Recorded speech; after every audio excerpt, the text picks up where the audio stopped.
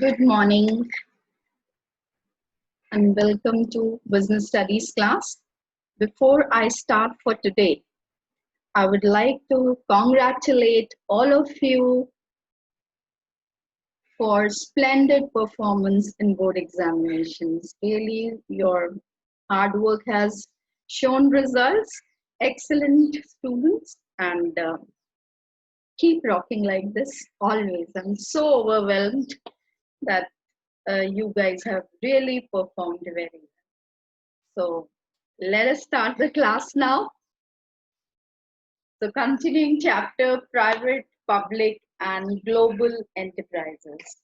Last class we spoke about departmental undertakings, and in today's session we will cover statutory corporations. Okay, the examples like RBI, LIC, all these are statutory corporations. Now, these corporations or these companies are again under public sector. We are doing public sector enterprise, and it is established under a special act passed in parliament or state legislative assembly. And its objective is, or powers and functions are clearly defined in special act. That means how these corporations are going to function. Everything is written in this act, and as per this act, the corporation will function. The examples are RBI, LIC, Food Corporation of India, many more. We'll check about more statutory corporations, right? Now, let us discuss the features. As I told you, established under a special act of parliament, which defines its objects, powers, and functions. It has a separate legal entity. What does it mean, legal entity? It means that it can be sued or it can also sue other corporations. And these corporations enter into contract and are also allowed to acquire property in its own name. Right? This is what a separate legal entity can do. Now, its management is vested in a board of directors appointed or nominated by government. Very professionally managed, unlike departmental undertakings, these statutory corporations are very professionally managed. It has its own staff recruited and appointed as per the provisions of Act. This type of enterprise is usually independently financed. Okay. It obtains funds by borrowing from government or also from public or through their earnings. So sources of funds for these corporations, one is the government. It can also raise funds from the public or through their own earnings. Now, it is not subject to same accounting or audit rules which are applicable to government departments. Okay, so those rules will not be applicable here. What kind of organizations under public enterprise will be suitable under this kind of setup? So this enterprises which require special power under an act, those enterprises which require a huge amount of capital investment, and enterprises which has to be run on business lines. Profitability should also be there, and with the motive of serving people. The public interest must be kept in view by the enterprise. That's what I told you. Public interest is more important here.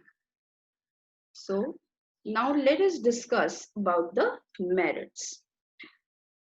Internal autonomy, unlike departmental undertakings, like they don't enjoy independence or internal autonomy in their functions, but these statutory corporations enjoy a good deal of autonomy in their day-to-day operations, and they are free from political interferences as they don't come under any ministry. So political interference is minimal.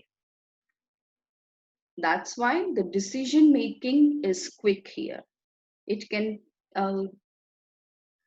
take decisions very fast, right? Why? Because they are relatively free from red tapeism and bureaucracy, right? Last class, I told you what is red tapeism. Do you remember?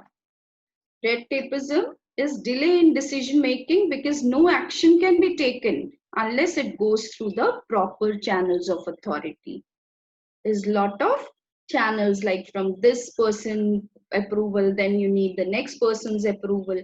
So all this lead to delay in decision making in departmental undertakings. But these corporations are free from red tapeism and bureaucracy. Bureaucracy means these ministers or government servants like are involved, right? So it takes a lot of time because they have conservative approval policy which does not allow to take risky ventures.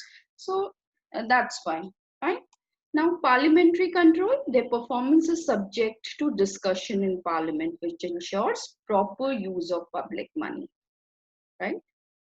Now the efficient management, why? Because the recruitment and everything is done, okay, not like through government examinations like IS and civil servants are, but they attract the talent pool of these statutory corporations is uh, phenomenal. Why? Because these directors, top executives are professionals and experts of different fields, right? Like RBI governors, so many RBI governors have been there, and these people all were top professionals and experts in their fields, right?